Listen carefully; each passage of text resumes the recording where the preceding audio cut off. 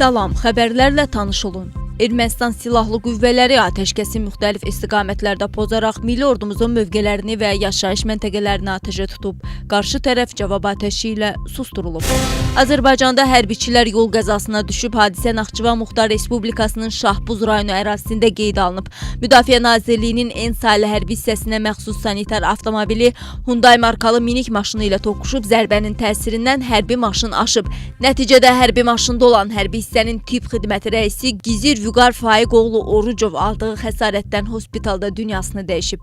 Avtomobilin sürücüsü müddətdən artıq xidmət edən əskər Rəşad Rüfətov isə yüngül xəsarətlə hospitala yerləşdirilib.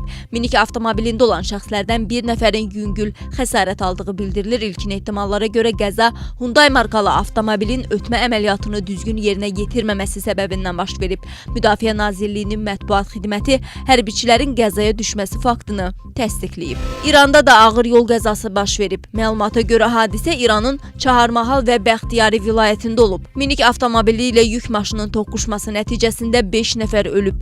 Hadisənin baş vermə səbəbləri araşdırılır.